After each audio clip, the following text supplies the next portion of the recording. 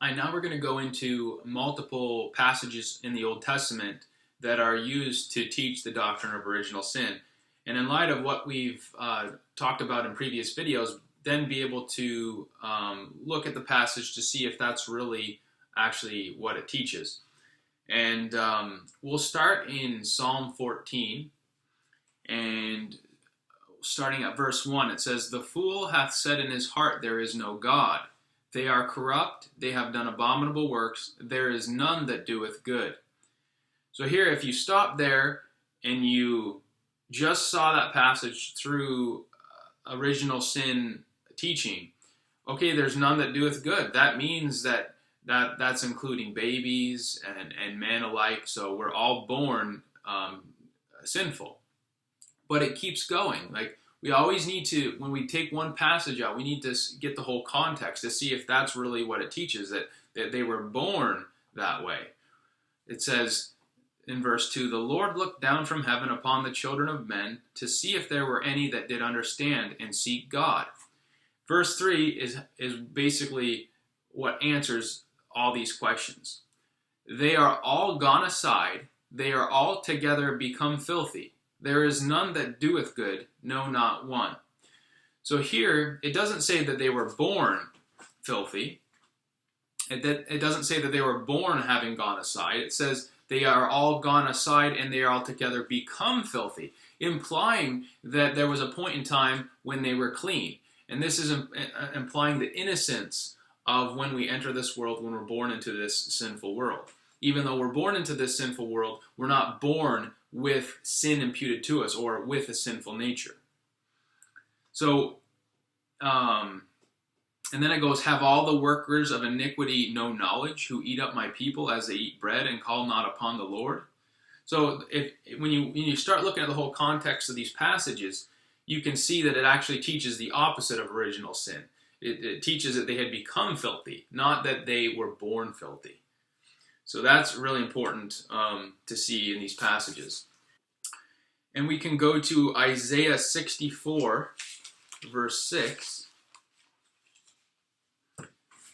And it reads, "But we are all as an unclean thing, and all our righteousnesses are as filthy rags. And we all do fade as a leaf, and our iniquities, like the wind, have taken us away."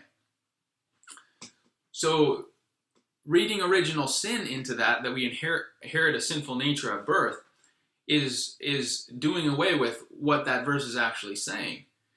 That's jumping to a conclusion when the verse actually says that we are all as an unclean thing, and all our righteousnesses are as filthy rags. We all do fade as a leaf, meaning that you didn't start out faded. You fade as a leaf, so you begin to fade away from something that wasn't faded. And then our iniquities, like the wind, have taken us away. Away from what? Away from our innocence. We couldn't be taken away from anything if we were born guilty. And so this actually shows that we have been taken away or fallen from that innocent state. And you're going to see this repeated all throughout Scripture.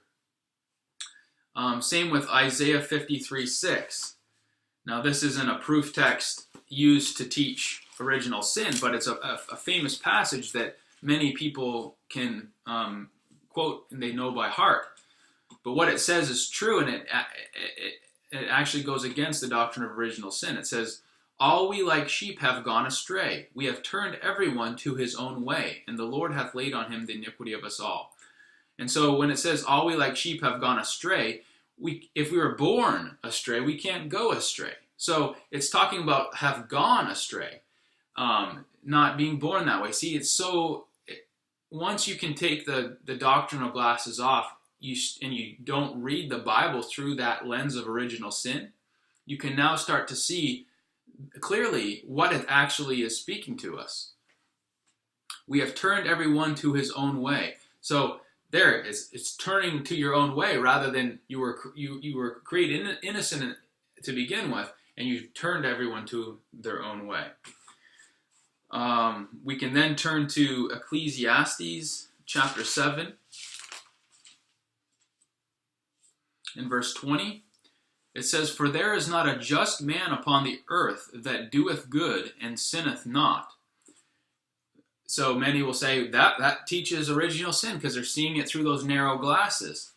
But it's not talking about babies. It's not talking about young children. It says there is not a just man upon earth that doeth good and sinneth not.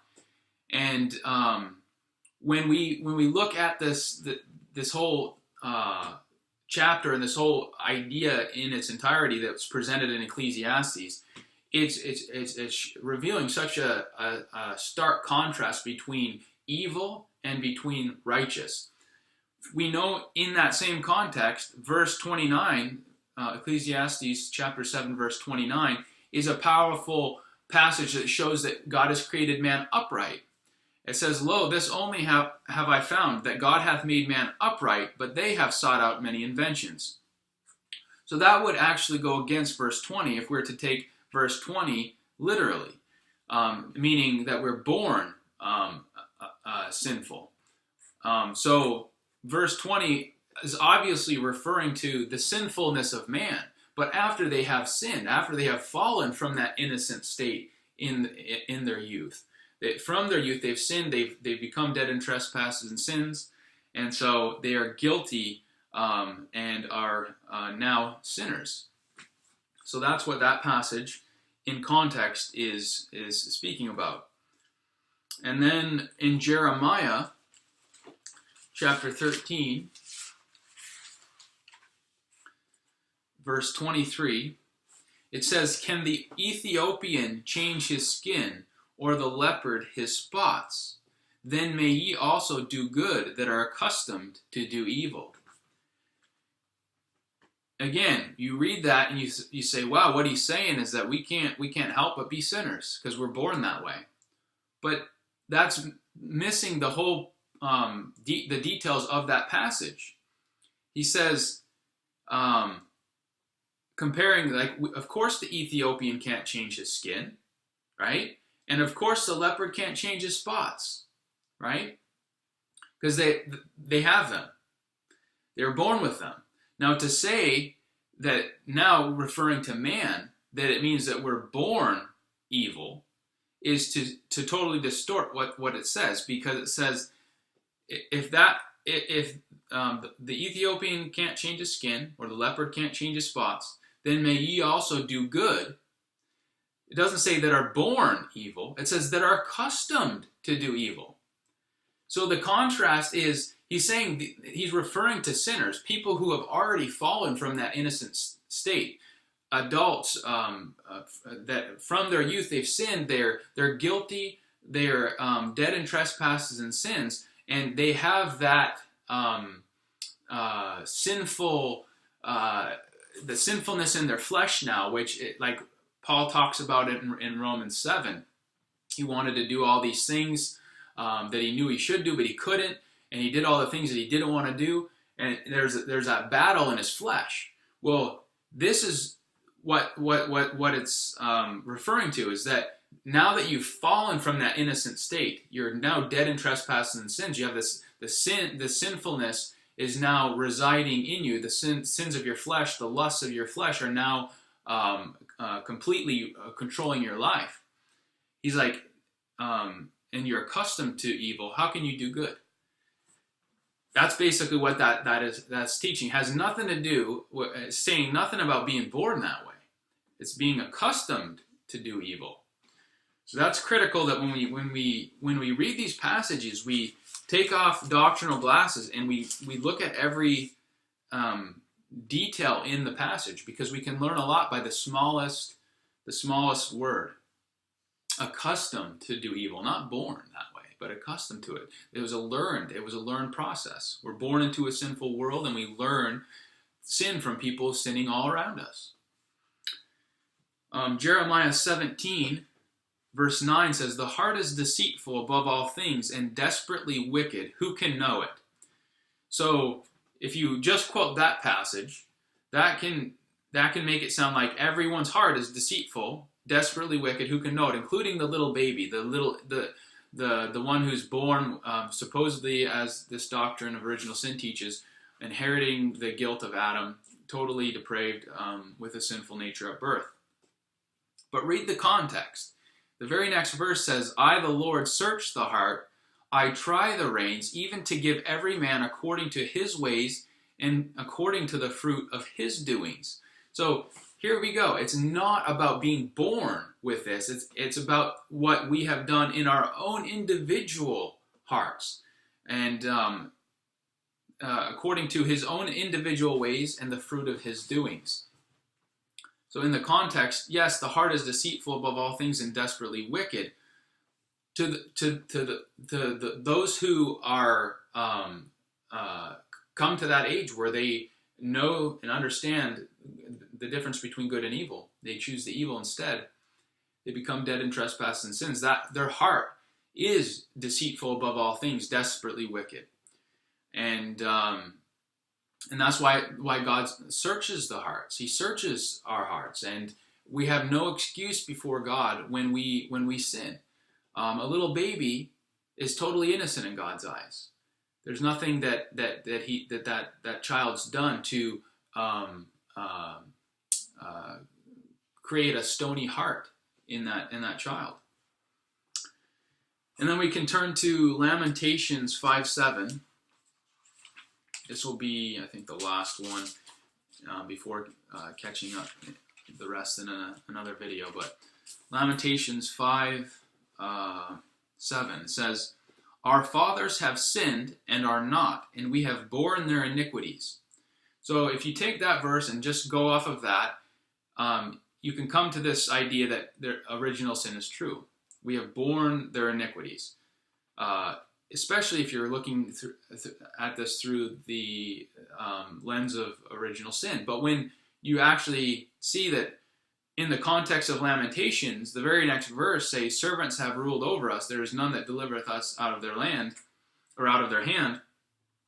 This is talking about the physical consequences of slavery that had been placed upon them. Has nothing to do with being born dead in trespasses and sins. So it's in the context completely the opposite.